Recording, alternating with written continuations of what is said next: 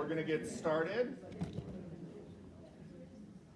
So welcome all to the Kearney Public Library. My name is Dr. Nathan Ty, Assistant Professor in the Department of History here at the University of Nebraska at Kearney.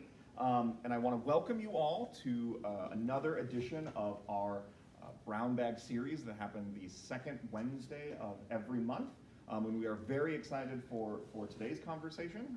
These lectures are sponsored by the Department of History at UNK as well as the Kearney Public Library. I want to just, make you aware of the upcoming talks in the series on November 9th.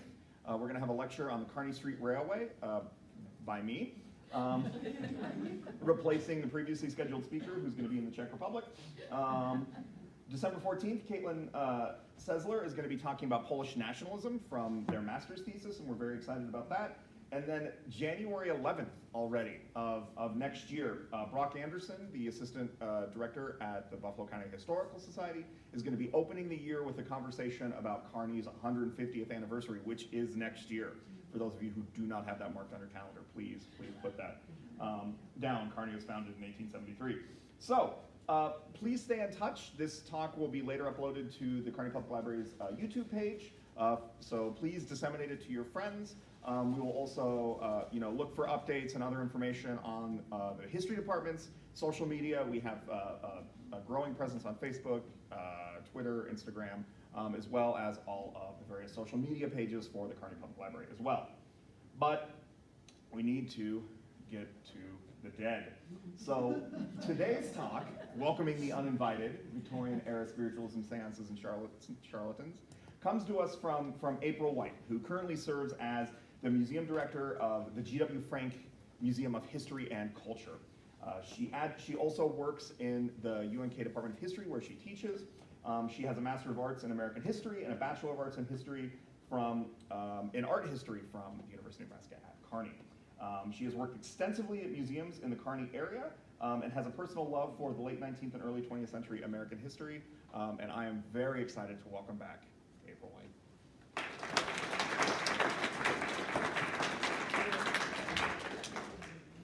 Okay, all right, so can everybody hear me okay? Everybody in the back? Good. All right, well, thank you, Dr. Ty, so much for that very wonderful, welcoming introduction. Yes, as he said, I am an enthusiast for late 19th and early 20th century. So late 1800s and the Gilded Age, after the end of the Civil War, and all the way up through, basically the 1950s into the 1960s. That's my favorite era. Arguably all history is fascinating, but that's kind of my area of expertise. And so for the month of October, I decided it would be really exciting to do this kind of presentation on Victorian era spiritualism, because as we know, the era after the end of the Civil War is more popularly known as the Victorian era. And I'll get into a little bit about why it's called the Victorian era, which some of you probably already know.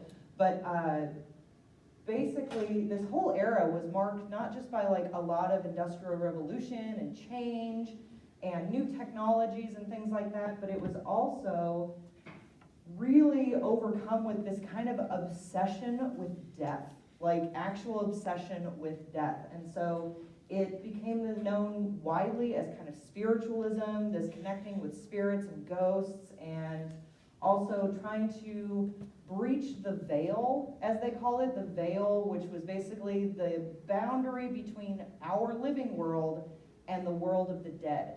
And so it was basically this trying to breach this veil and trying to not only see what was maybe on the other side, but actually try and communicate with those people who had passed and were no longer in this realm of the living.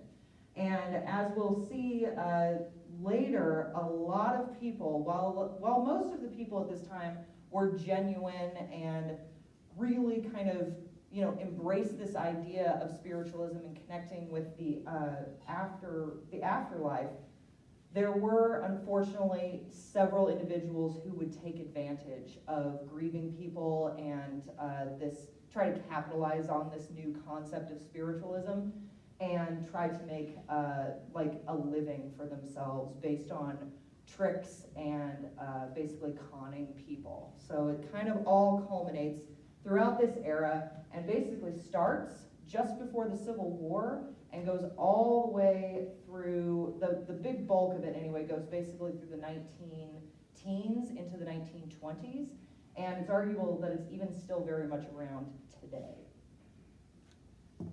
And so the first question that you have to ask is like, what is spiritualism? What is it? Like, what is this concept of spiritualism? Because it seems like a really broad term. It's a very broad term with, you know, depending on your position and your religious views and your, you know, personal perspectives, it could have a whole bunch of different meanings for you.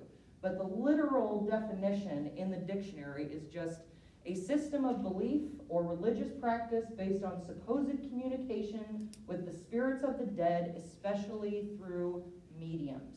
And so spiritualism for this time period mainly focuses on this idea of being able to not only believe that spirits and our souls and even our personalities endure after we die, but the fact that we can then still communicate with those people even after they die.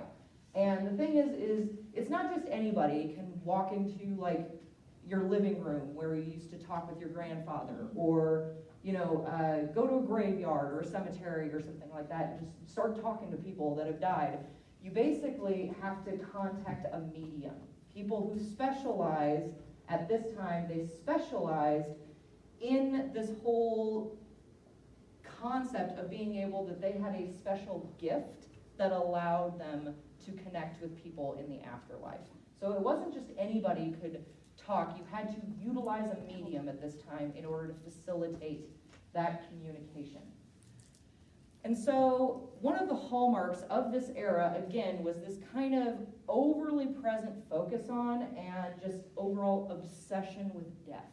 A lot of people, it basically became a large part of not just life, because nowadays we still have funerals, we still mourn our lost loved ones, things like that, but we don't make it an everyday way of life. But in the Victorian era, it became an everyday part of your life, just like having breakfast, or you know, going to see a movie like you might today, or watching, or reading a book. It became like a part of your everyday life, basically, and not just an over-presence kind of thing, but it took the form of like leisure activities and actually things that you would plan your day around, your life around, things like that. And so the question then is why? Like, why was everybody obsessed with death? Why in this time period did all of a sudden everybody become super obsessed with death? Well, there were several reasons, lots of reasons, and it kind of was one of these things where many factors came together all pretty much at the exact same time to create this perfect environment and for this socio-cultural focus on the afterlife and death. One of the very first ones would be the United States Civil War. And so the Civil War, of course, is one of the absolute worst conflicts ever to occur in our history. And one of the hallmarks of the Civil War, and one of the absolute most devastating facts about it, which arguably there's lots of devastating facts about it, but in terms of this concept of spiritualism, there was this this incredible loss of life very quickly. There was a lot of people who passed away very suddenly, very abruptly, and most importantly, away from home. That's kind of a new concept at this time. Most people would, die in their home. They would die at home with family most of the time, and whether it was, an older person or a younger person, most people died at home at this time. So to die on in a foreign area, well, not foreign, but an unfamiliar area away from home was something that was a very new concept to a lot of people. So the idea with this is that a lot of people, like these fallen soldiers, this is a photo taken by Timothy O'Sullivan in 1863, and after one of the battles during the Civil War. And this is a real photo. This is not staged. These are real people. And I probably should have said at the very beginning, as a disclaimer, this presentation does contain photos of dead people. I know it's a little after the fact, and I know the title would hopefully suggest that, but just to give you a little bit of a heads up, I'll try to warn you if there's any that are particularly upsetting, because there's some even for me that are hard to look at. And so, not only did people die far away from home, it also meant that the loved ones of these fallen soldiers were not able to have a final goodbye. They were not able to have this, dying at home in a deathbed type thing, or on the family farm or anything like that. They were even in a local hospital if that was the case. And so for the first time in United States history, hundreds of thousands of people were dying far away from home, and their family loved ones that were left behind and still alive were unable to have that final closure that they would otherwise get if they would have died at home. And so it's actually, the Civil War, in fact, is credited with adding some 2 million spiritualist believers to this movement at the time. Because the Civil War, traditionally, the actual death toll was around 750,000 at the time of the battle, at the time of the war, but the actual number is actually closer to 1 million when you factor in like long-term illnesses or long-term effects directly caused by the war and things like that. So over 1 million people are dead within a few short years, and it's not just the dying away from home, but just this idea of a country splitting itself in half and then going to war with each other was very traumatic for a lot of people. And so spiritualism will offer a comforting way for people to cope with a lot of this. Another factor at this time was just the generally high mortality rates of people at this time. This is before things like modern medicine, modern plumbing, modern basic hygiene, and things like that. So diseases ran rampant. And especially in like areas like Victorian England, which were highly overpopulated, the larger cities that were growing, so like in the United States, so like Boston, Chicago, New York, the big cities, these cities grew faster than the city municipalities could keep up. And so the cities were growing faster than the trash removal could keep up, than the sewage and plumbing and things like that could keep up. And so there was this high rate of mortality, people dying from disease or malnutrition or just general neglect in general, much more so than we think of today. And so death kind of became an everyday occurrence for a lot of people. It was pretty common to have somebody in your family at this time, somebody even in your immediate family at this time, pass away due to some sort of disease or, just any kind of reason that they didn't have modern medicine and modern treatments for and things like that. So just in general, this was a time for a lot higher mortality rate than we're used to today. And so death became kind of an everyday part of life. And so the third reason that comes a little bit later, but kind of serves as, it'll actually kind of revitalize the movement, because we'll see towards the end of the century, it kind of starts to wane for multiple reasons. But another factor is the absolute devastation that will occur from World War I. If the Civil War was considered unprecedented for its time, World War I was considered beyond comprehension for a lot of people. It was considered the first modern technological war of basically human history, which meant you had machinery killing as many people as it possibly could. And so the devastation and loss of life is in the tens of millions of people in a few short years. And so again, there's this incredible loss of life as well as incredible just overall trauma that people are dealing with. And so the spiritualism movement will be revitalized in the 19-teens because of this, because people once again will turn to spiritualism as a way to cope. and a way to try and find closure for a lot of lost loved ones, because World War I, one of the hallmarks, again, was this idea of using machinery to kill as many people as possible. So a lot of times people wouldn't even have anybody to bury. They wouldn't even have a body to bury. So it was a way for them to say goodbye to their departed loved ones, is what spiritualism would allow them to do. And then finally would be the ensuing Spanish flu pandemic that devastated the entire world. And this is right on the heels, if not overlapping, with the end of World War I. So people had just endured massive devastation for years, and then they then have to endure a whole nother type of devastation.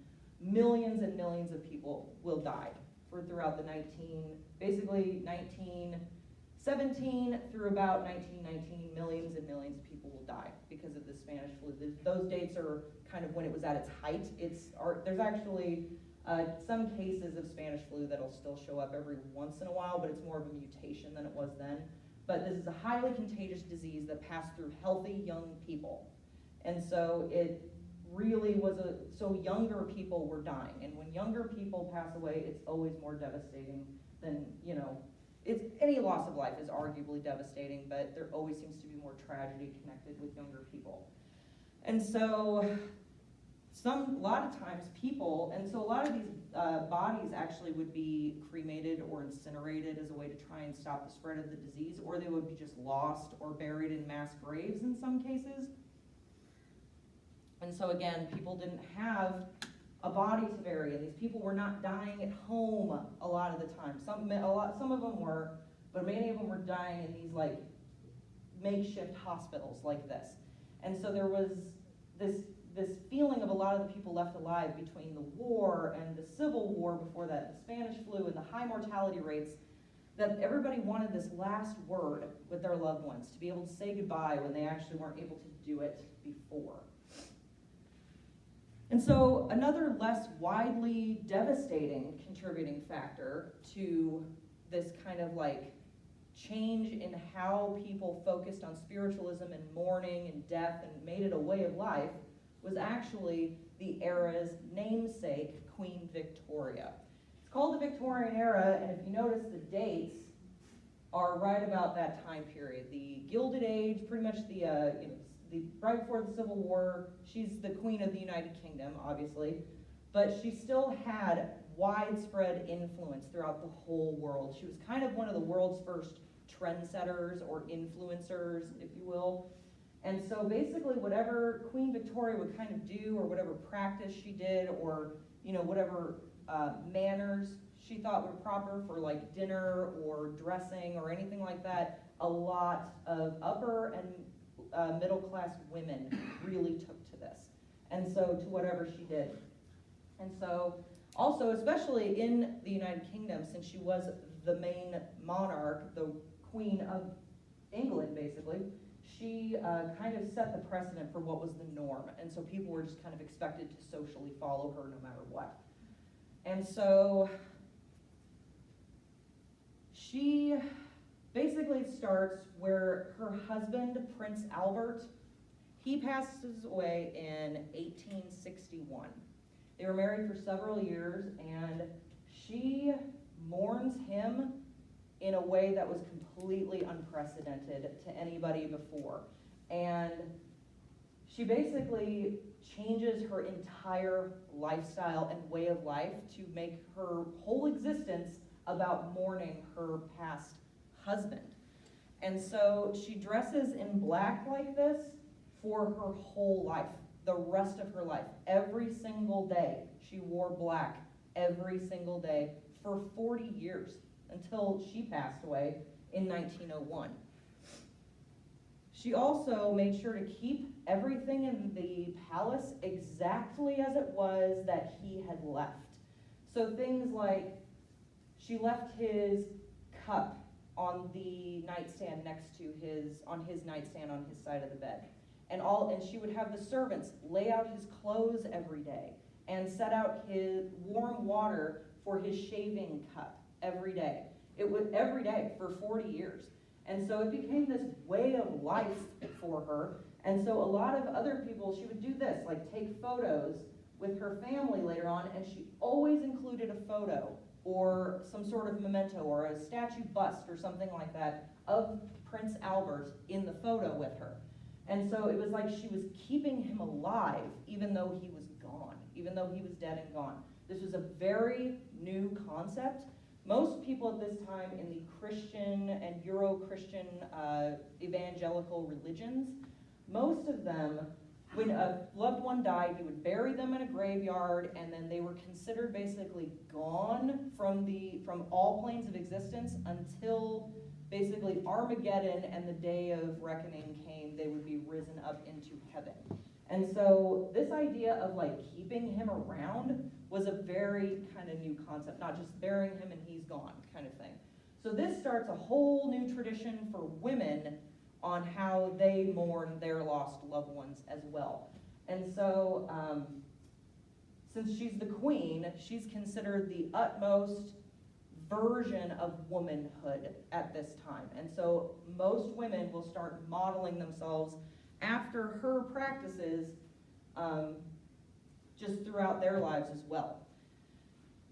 And so, yeah, since she was queen, she basically kind of made the rules for the whole country. And so inadvertently, she also influenced a lot of socio-cultural norms.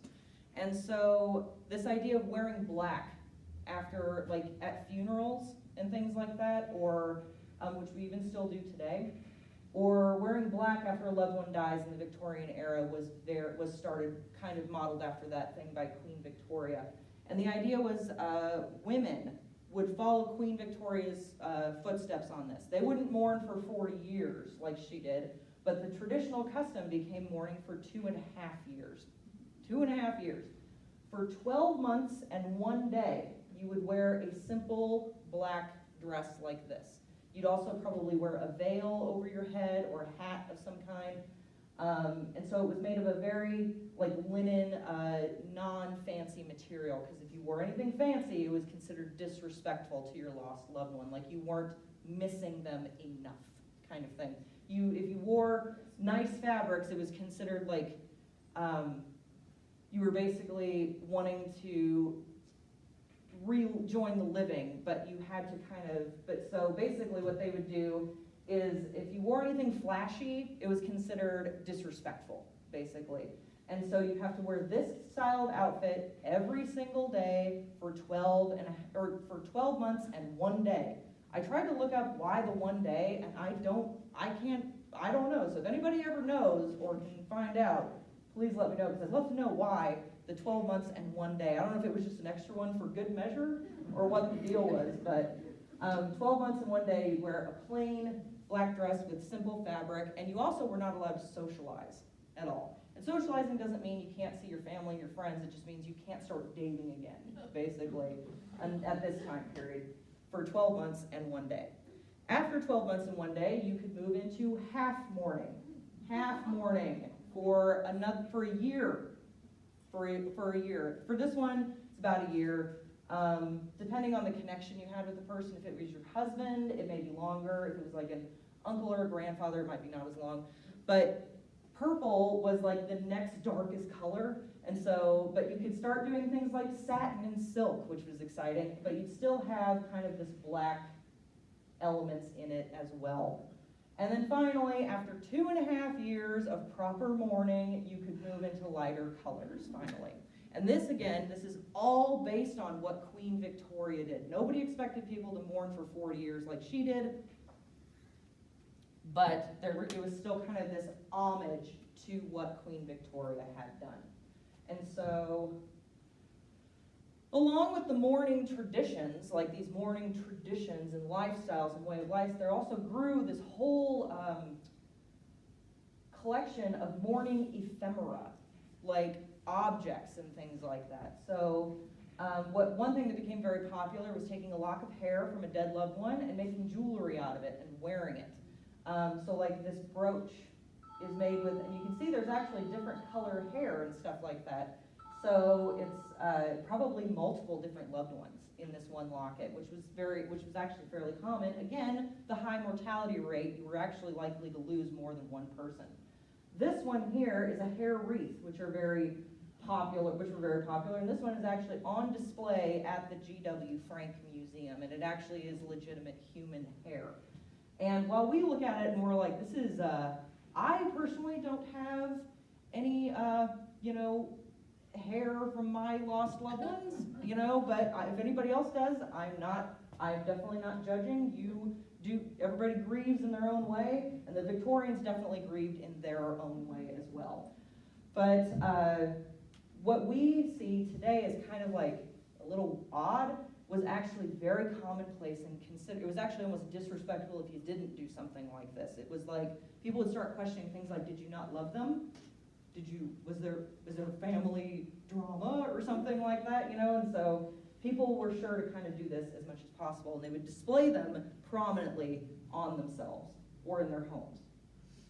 Another kind of ephemera or tradition that grew up was the deathbed. Nowadays we hear like a deathbed confession, like we've heard that, many of us have heard that term before. Well, it was a legitimate thing. The deathbed became a real thing when people started to get sick.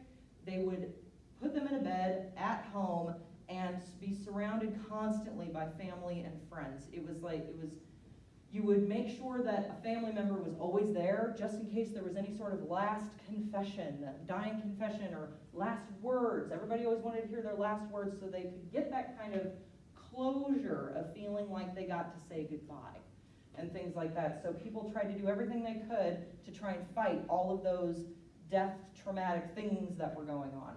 And actually the use of narcotics or painkillers was widely discouraged because they wanted to make sure the dying person remained as lucid as possible. And so, sorry, real quick, quick disclaimer, some of these photos are going to be a little unsettling, so if anybody needs to close your eyes, again, just please feel free to do that. But probably what we would probably view today as one of the more, I guess, morbid or macabre are the mourning photos, or memento mori. And so this one to me, this one is even hard to look at because this person is not alive. This is a dead body that's being propped up. You can see the little prop here, and he's probably got a prop up the back there. And what usually would happen is they would do things, they would paint the eyes on later on in the photo. They would etch or paint the eyes on to make them look alive. And this is because at this time photography was very new, and so it's not like today where we carry around a camera in our pocket and we can take as many photos as we want. This would maybe probably only be the only photo that these people would have in their whole life. And so it was another way for the living to continue remembering their lost loved ones, is to have a photo there, but they wanted it to look like they were alive, because you always want to remember people as they were when they were alive, not when they're passed away. So like this one, this is probably one of the best examples. The girl in the center here, she has passed away. She's not alive, but her eyes are incredibly well done. Those were painted on the actual photograph later on. And so those are likely her parents or, her caretakers.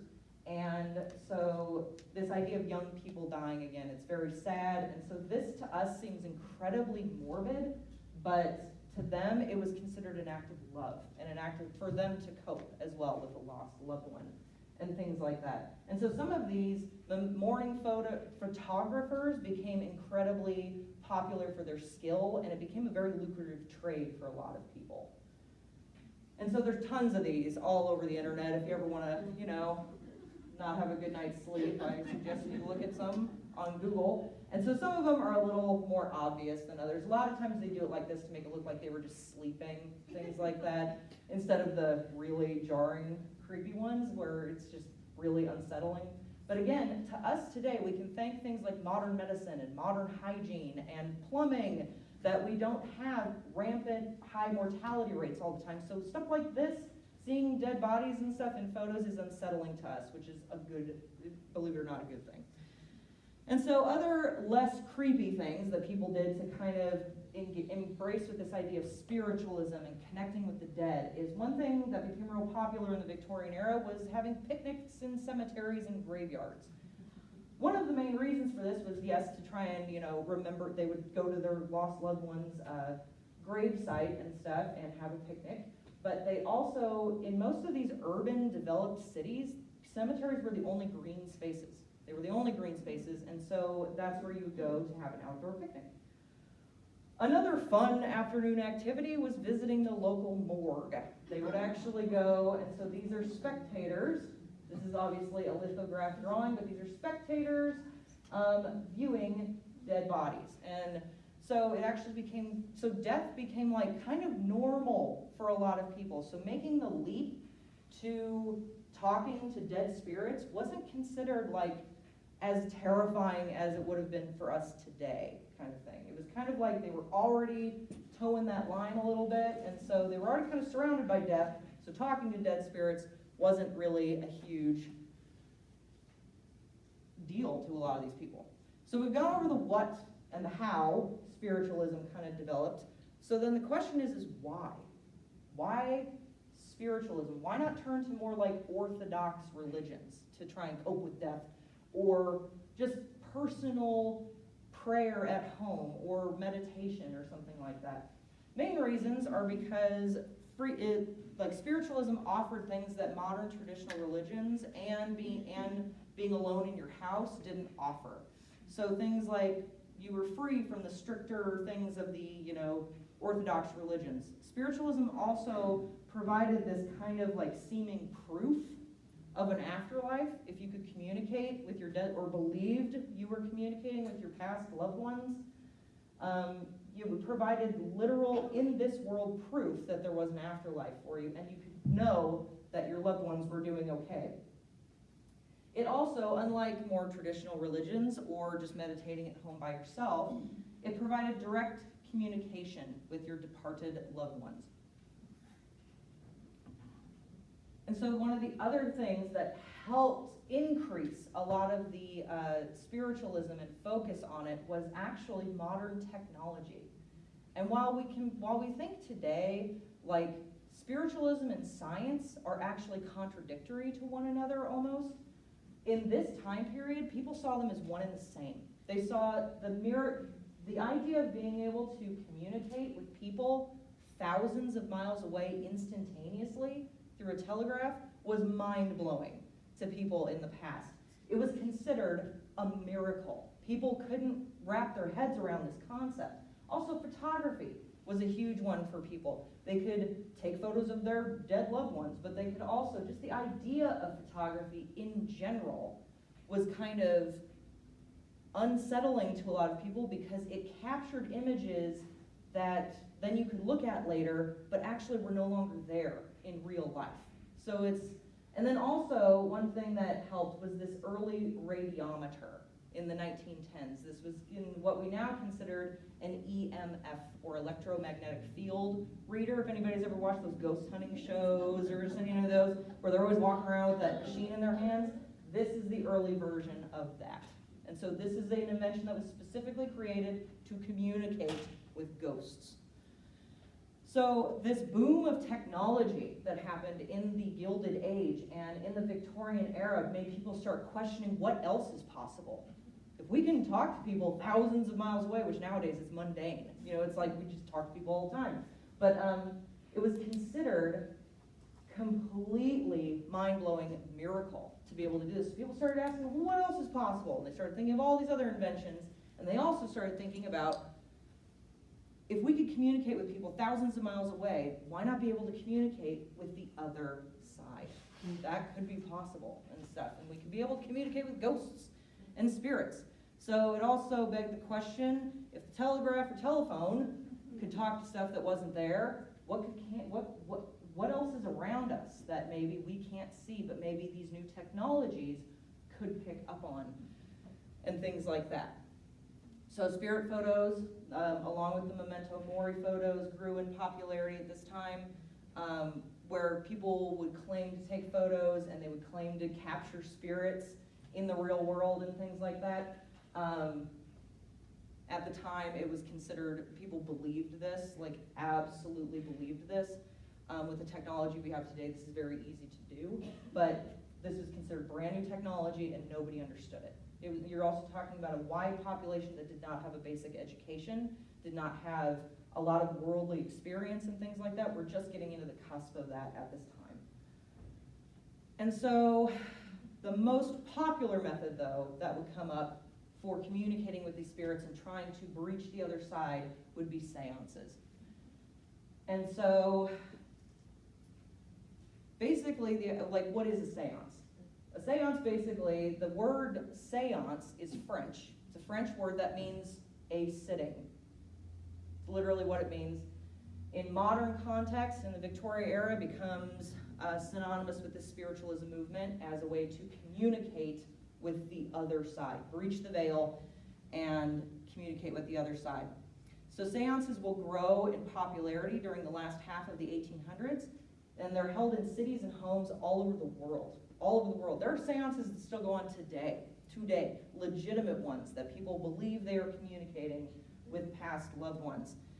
And the thing is it becomes this widespread, huge movement that ends up adding some 8 million people to this movement.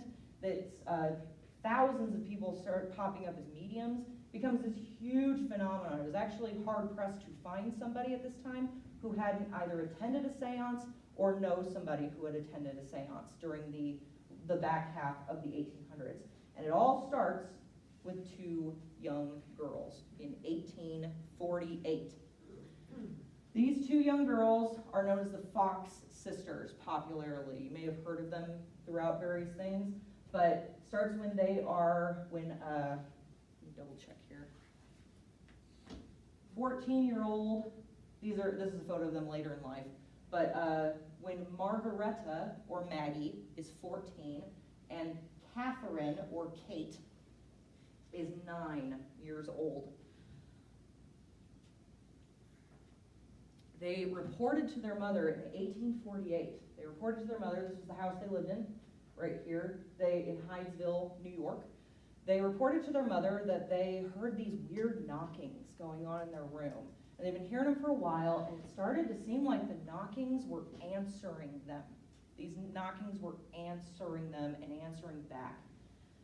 And so they bring their mother in, and they planned this. They planned it together, and they basically asked their mother, they said, okay, we're going to sit down with our mother together and show her these knockings that we're hearing.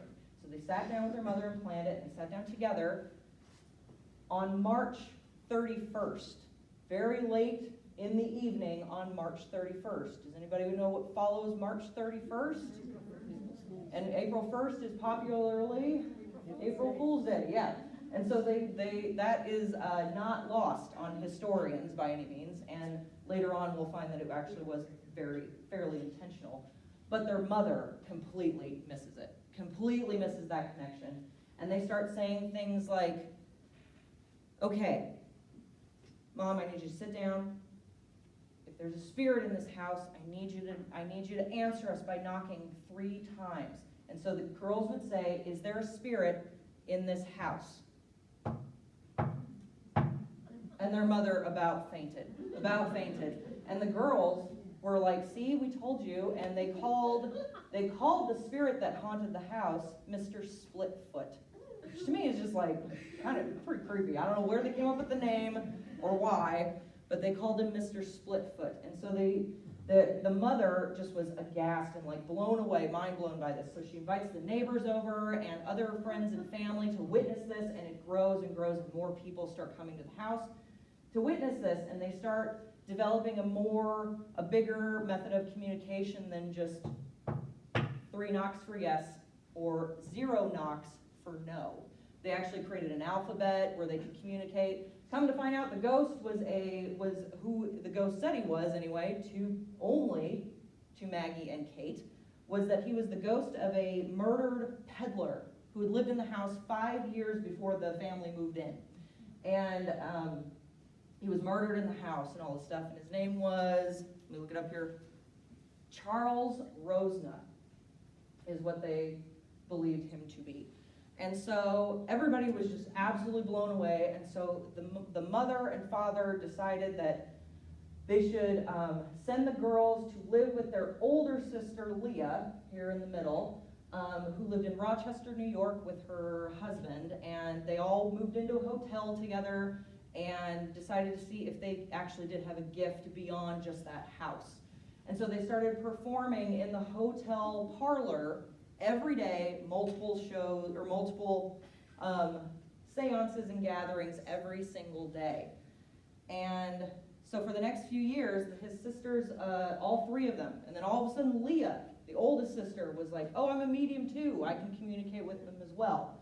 And they really believed that these three girls literally had an extra supernatural gift to be able to speak with people on the other side, because nobody could figure out how they were doing it. Nobody could figure out how they were doing it. They were actually searched a few times, like actually stripped and searched a few times before they would perform, when they became very popular by people trying to figure out how they were doing it, and nobody could figure it out. And so they didn't have any apparatuses, they didn't have any machines, they did it in daylight, things like that, and so nobody could figure out how they were doing it. And so people started believing, I think they might be legit, they might be legitimate. And so they became wildly popular, and people traveled from all over the world to come and talk to them and see if they could make connection with their lost loved ones, maybe ones that had died who would have died in the Civil War, because they started this before the Civil War, or just from disease or any sort of other mortality issues. And so they charged $1 per entry, which is about $32 today, and became super famous and super wealthy very quickly. And pretty soon, Kate and Maggie took their act on the road, broke with Leah, and took their act on the road across the nation. And Kate ended up marrying another spiritualist, and she started increasing her act, like her readings and things like that. She would do reverse script writing, because ghosts, since they were on the other side, they wrote backwards. And so she had a slate with her, and they'd write backwards and all this stuff, or she'd do two messages at the same time, or she'd go into a trance state. Eventually she got to a point where she could actually create a full apparition that would appear in front of people. And so they became really, really, really popular. Not just them, but all of a sudden there was this explosion of mediums all over the world and all over the United States who said, I can talk to spirits too, and all this stuff. And so they immediately started popping up, and it became this huge, huge movement. And more people started coming forward, mostly women, who were claiming they could breach the veil and make contact with the other side. And so mediums would become particularly synonymous with séances, because they were the ones who would facilitate the seance. Here's one of a medium. She's actually levitating a pair of scissors right here in the center. And so all these mediums had to come up with new ways to show that they were unique, that they were the only ones who could truly communicate with the other side, so that people would go and see them and not anybody else. One of the more famous ones was Daniel Douglas Hume. He was one of the few whose methods even today we can't figure out. Nobody could figure it out. But it's because there was nobody there at the time really who was really trying to debunk a lot of these at the time, because he was one of the very early ones. And he actually quit in the 1870s. So before all of these really became under scrutiny and stuff like that. He actually claimed, people who attended one of his seances claimed he levitated completely off the floor, all the way up to the ceiling, went out one window, and then back into another.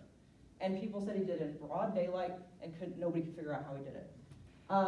Later on, most people he was most likely a hypnotist, probably something like that, or possibly had people, consume something ahead of time and things like that. So these mediums grew to celebrity status and all this different, and so it allowed them to push through these, literally, through these real world boundaries, such as social class, out of poverty, things like that, where they may have otherwise not been able to. So it also became a very popular profession for women, because it offered them independence, it offered them autonomy, it offered them a way to just have an occupation other than housewife or maid or servant, basically. Then even for women of color, it became a very popular occupation. Rebecca Cox Jackson was a Shaker who believed she could communicate with God himself and was able to, like, according to the people who saw her, proved it a couple of times. And it allowed her, though, also to become a published author, because she was able to publish and do, like, actually learn to become a published author. So she was one of the earliest people of color to have an actual book published. Also, Victoria Woodhull, she used this as a platform to gain notoriety, which she then eventually used to run and campaign for president in 1870. She was the first female in the United States to run for president. So mediumship offered opportunities for women that they may not have had otherwise. So what exactly, took place at these seances? Well, basically what would happen is a medium would sit at a table, usually in the dark, very dim light, and gather all of the participants around her in a circle and then have them all be very quiet and tell them to focus. Focus, focus, focus as much as they could. And be very, very, very quiet and focus. So focus and quiet. And then, after a while, after the tension started building and the suspense and everything, she would start asking questions to the spirit world. Posing questions. Things like, is there anyone there? Is there anyone present? Things like that. And so they would, or they would say, like, are there any spirits among us? Or do you wish to communicate? And typically the very early ones, it would just be the kind of knocking 3 times for yes, or nothing for no. And then she would just keep asking, and people's suspense would keep building. And they would get to the point where they would want to hear something. They would want to hear something happen. And so even the slightest a bit of anything, a breeze or anything, people would be convinced that the spirits were there among them. And so the mediums had to do very little. Very, very little, actually. It was actually insanely simplistic. But they convinced millions of people that this was a legitimate movement. And so the Fox sisters would interpret knocks or rappings or written messages. Table tipping became very popular. The table would start to shake or even tip fully or even levitate, seemingly levitate off the ground and things like that. And so that became very popular. People thought the spirits are here and they're moving the table. They're trying to communicate with us. If I was a spirit and came back, I don't know if I'd try to move a table to try and communicate with people. But again, maybe the spirit was a furniture mover in a past life, so it makes sense. But, so they, all kinds of stuff. They would do stuff like float, levitate objects in the air, like the scissors that one lady had, or in this case, this little mandolin is floating in the background. These photos aren't very great, but again, it's brand new technology, so it's not going to be the best. Levitation was a very popular one. Daniel Douglas Hume mastered that, and then also ectoplasm became very popular. Ectoplasm was literally in the middle of a seance or reading, the medium would go into a trance, and then seemingly this white, gauzy, smoky material would start pouring out of her face, or her fingers, or in some cases in other places and things like that. Mainly it would be, people believed it was the spirit trying to go through the medium out into the real world and enter the real world, because the medium was the conduit from between the two worlds and things like that. So here's another one of ectoplasm coming out of a lady's ear and things like that. And this just blew people's minds. Oh my goodness. Like, just people were just mind blown. They thought that they were literally seeing the veil being breached and being able to go over to the other side. The most exciting seances, though, and the most exciting mediums were able to conjure full apparitions. This is Katie King. Katie King became a very popular ghost who liked to show up at seances all over the world and all over the country. She became real popular, and she was started by Florence Cook, who was a very popular medium and very dramatic and theatrical, so people really liked her a lot. And so she kept pushing the envelope and doing all kinds of different stuff. And so Katie would actually appear and actually go around the table and talk to people. Sometimes she'd reach out and touch their hands. Sometimes she'd actually kiss the participants. So people liked going to Florence Cook's seances. They were a lot of fun. And so this is one of a table turning party. So these seances became widely popular throughout the 1800s and into the 1900s. And so by the mid to late 1800s, a new book on spiritualism was published every week. And by the 1870s, over 8 million people in the United States were either spiritualists or had attended a seance. And then there were over 35,000 practicing mediums in the country. So very, very popular very quickly. And so they became so popular, in fact, that many famous people actually attended or hosted seances in their house. Thomas Edison started plans, he never actually created it, but started plans to create a spirit phone that would actually communicate with the other side. Sir Arthur Conan Doyle of the Sherlock Holmes, the author of all the Sherlock Holmes mysteries, he became an avid, devout spiritualist later in his life till the day he died. He actually gave up writing the Sherlock Holmes mysteries to focus completely on spiritualism. He was so convinced. And I love this quote. He says, "After weighing the evidence, I could no more doubt the existence of the phenomena of spiritualism than I could doubt the existence of lions in Africa." He was 100% convinced. And it was after he attended a seance where he believed he communicated with his dead child, his son, who had passed away at the Battle of the Somme in World War I. So another one of those World War I coping mechanisms. And so here's a spirit photograph of Arthur Conan Doyle with what he believed was his son. Other ones were Queen Victoria herself actually attended seances throughout her life trying to contact Prince Albert. Another one was Tsar Alexander II. He was a huge patron for a lot of professional mediums and seances. And Tsar Alexander II was the grandfather of Tsar Nicholas, the very last ruler of Russia. And so, very famous people, but probably the most famous in the United States anyway is, oh, geez, sorry. Whoop. Already getting ahead of myself. Spirits are taking over, sorry.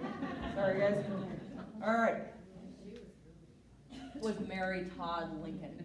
Mary Todd Lincoln was probably one of the most famous in the United States. Mary experienced a tremendous loss and grief in her life. She lost her mother at a young age. She lost 3 of her 4 children while she was still alive. And then, of course, most famously, her husband is murdered in a very horrifying and terrible way. What's interesting, though, is Abe Lincoln's assassin, John Wilkes Booth, actually attended a lot of seances himself during his lifetime. So it just shows that it permeated all aspects and everybody went to these things. And so after her son Willie passed away in 1862 at age 11 from typhoid fever, she began hosting seances in the Red Room at the White House. So the White House has had seances held in it, and they actually still do, I think, every so often around Halloween and things like that. And so this is the Red Room today. It's a perfect room for a seance. It's a good room for a seance. And even Abraham Lincoln himself attended a couple of them. So President of the United States attended a couple seances. And she tried to contact him after he passed away and things like that. She continued the seances, and they became more and more frequent because she was trying to contact her children and her husband and even her mother and all these people. They became so frequent and disruptive to the White House and to just the country. People started to really worry about her that her son, Robert, actually had her committed to a sanitarium for a short period of time because she was having such a difficult time dealing with her grief. She was committed in 1875. But she maintained her spiritualism until she died. So this photo, you can't really see it, but there's her husband. Right behind there is Abraham Lincoln. This is one of the last known photos taken of Mary Todd Lincoln. And she actually passed away in 1882. This photo is by William Mumler. He became a very popular spirit photographer during the day. And it's actually, even to this day, kind of like pop cult gossip that the ghost of Abraham Lincoln still haunts the White House and stuff, and sometimes even Mary Todd will make an appearance every so often. But it just goes to show that these things reached very far in history. And so, as with any change, though, backlash is always sure to follow, and there's always going to be people who try and push back against new ideas and all that kind of stuff. So, mediums soon became under the microscope. More and more people started trying to figure out how they were doing this, because, again, some of those famous people, Thomas Edison, Sir Arthur Conan Doyle, these are not uneducated, stupid people. These are highly educated, high-thinking people. And they were becoming convinced, but there were a lot of people who were still really skeptical and trying to figure out how they were doing it. So basically, mediums and seances start becoming under the microscope of scrutiny and criticism, and it goes all the way back to the beginning. Starts all the way back at the beginning with the Fox sisters. In 1888, Maggie, after her husband died and she began drinking heavily, and Kate actually ended up with a pretty severe drinking problem as well, and they both became pretty, very sadly became very dedicated alcoholics.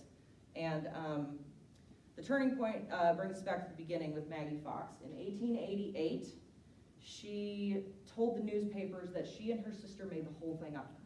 Made the whole thing up, all the way from the beginning, and it just got spiraled completely out of hand. She basically said we were 14 and 9, and we were trying to play a practical joke on my mother for April Fool's Day, and it got completely out of hand. And young girls, they just didn't know how to handle it, so they just kept going along with it. She also said that her sister Leah, their older sister Leah, knew about it, knew that they were faking, and exploited the both of them for a long time, which is why they split, went on the road, and Leah stayed in New York. And so Maggie said that she was going to create a public demonstration to show how she was faking it. And so she got up on stage at the New York Academy of Music in 1888 and literally hiked up her skirt about that far, took off her shoe, and started cracking her big toe. And that's how she did it. That's how they made the knocking sound. It literally, she was one of those, I don't know if anybody knows anybody who can crack their knuckles and you're like, whoa, God, didn't that hurt? Like, it sounds real. Some people can do it and it sounds super loud. She was one of those people who could crack her joints and stuff and make it literally sound like it was somebody knocking on wood. And everybody just was floored. And Kate was even in the audience there to support her sister. Because Kate, again, was the younger one, and Maggie also felt guilty because she was older, so she felt like she was responsible a little bit. So after this confession, and unfortunately both sisters will die in poverty. Kate actually dies of alcohol poisoning, and Maggie a few months later. So it's actually this terrible end. I actually don't know if anybody tried to contact the sisters afterward. I don't know if that actually, I'm sure it probably happened, but to this day nobody's able to establish contact. But it really put a dent in the spiritualism movement and led to this whole host of people trying to expose these supposed charlatans. While Maggie and Kate, it was kind of just an accident that got out of hand, there were plenty of mediums out there who were out to exploit grieving people for profit. They were complete con men, charlatans, and a lot of people made it their business to try and expose a lot of these people. And so one of the first people to try and expose was this William Marriott, and Marriott, he showed how dim lights can be suggestive, how darkness and how sleight of hand and overall this willingness to believe. If you want to believe something, you're probably going to see it, and so he showed a lot of this stuff. And he showed how spirit photography was done. So here he is, supposedly being touched and reached out by all of these spirits. And showed how it was done just with very simple apparatuses and adding in scratching effects and fog later on. And so one of the big ones was this book that he discovered. He kind of tried to infiltrate these mediums and pretend to be one of them for a while to try and gain their trust. And he did come across this book called Gambles with the Ghosts. This was a secret catalog that was passed along between a lot of mediums that literally sold props, instructions, all this stuff on how to trick people into believing that this stuff is real. And so William Merritt discovered and published the catalog publicly in the early 1900s. But probably the most famous person who sought to debunk these seances was the great and famous Harry Houdini. He was, the famous magician and, great escape artist and all this stuff. And even today, some of his tricks, we don't know how he did them. We actually, even the Harry Houdini Museum, and great magicians, well, some of them are musicians, I guess. Magicians today have tried to recreate some of this stuff, and they just can't. They just can't figure out how he did it. And so he became a skeptic after he went to a séance at one of his good friend's house. Sir Arthur Conan Doyle went to his house, and his wife, Arthur Conan Doyle's wife, Cecilia, supposedly believed she was a medium. So he went to the séance hoping to make Harry Houdini went to the séance hoping he would make contact with his deceased mother. And when the Cecilia started writing in all of these messages and all this stuff, he realized, this can't be right. That can't be my mother. And she was saying, no, this is, she told me. And he's like, how do you know? Do you speak Hungarian? And she basically was kind of caught off guard and said, well, in the spirit world, everybody can understand everything. And that kind of opened his eyes, and he started looking, and he started noticing all the other tricks she was doing, because they were tricks that he himself used all the time. And so because he felt like she had taken advantage of his grief, he made it a mission in his life to try and expose and debunk a lot of these seances and charlatans. So he held all of these different seances himself, trying to contact the dead. He asked people to come forward. If you're a legitimate medium, I want to meet you. Please come forward. All this stuff. And so basically, he even went before Congress, even testified before Congress in support of legislation that would have criminalized fortune-telling altogether, and any person pretending to unite the separated. So criminalizing, he was mad. He was mad at Arthur Conan Doyle's wife. And so he also did all these demonstrations showing how they did these tricks. So here he is sitting here, and underneath you can see, I know it's kind of hard to see, but there's his foot holding a bell. Those are his toes holding a bell, and he just slid it. You have them put their foot on top of your foot, and then you just slowly slide your foot out, because they're focused up here. They are focused here and on you, so they're not going to feel the foot so much. And so he showed how to do it, and then he would ring a bell, and it would seem like it was a spirit. And he did all these other ones.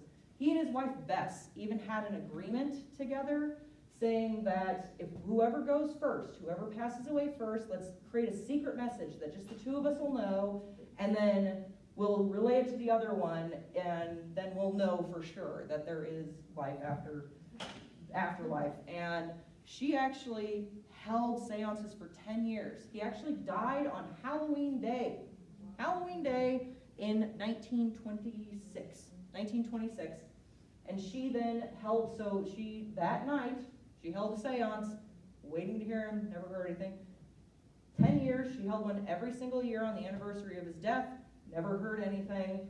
And so she basically called it quits and said, well, that confirms it for me, because if my husband, he would have made every effort, obviously, if he would have been able to. The castle, or the Magic Castle in Hollywood, this is like a big kind of pilgrimage center for a lot of magicians in the United States and stuff. And in California, they would host a seance every year. They still host one every single year on Halloween. And you can get dinner and a cocktail hour at the nice price of $225 per person. So many mediums also use a lot of their tricks were starting to be exposed, like this ectoplasm. This is a good photo that shows that it's actually just gauze or muslin or cheesecloth a lot of times. Even sometimes they would use sheep's lungs to make it look more realistic and stuff. And so despite these discoveries, though, spiritualism endures and actually has endured up till today.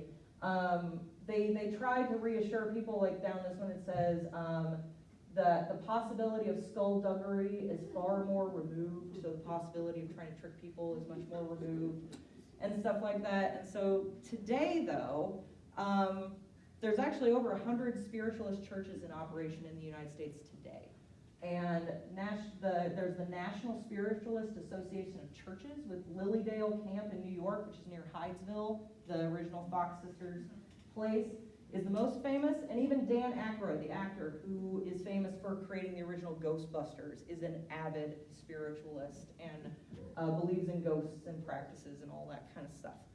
And so even today, you know, and his great-grandfather used to host seances in their home and stuff. And so even today, we still do it. Like, does anybody here have a baby book with a lock of hair in it? Yeah, or baby teeth. You still have baby teeth from your children. That's very started in this era. And so spiritualism, so no matter what you believe, though, no matter what you believe, we can all agree that the idea of welcoming the uninvited is a pretty important part of our history and a pretty fascinating component, really reflects the era and stuff like that. And it was so important. It was started by two sisters, said it was fake, but it still endured. It just shows that it's obviously this idea of spiritualism and wanting to connect with the afterlife and questioning things is a very real part of us as human beings. And so basically it's a fascinating part of our collective history. So the only thing left to say or ask basically is, if there are any spirits present, I ask you to knock 3 times for yes or nothing for no if you think this is where we should end the presentation.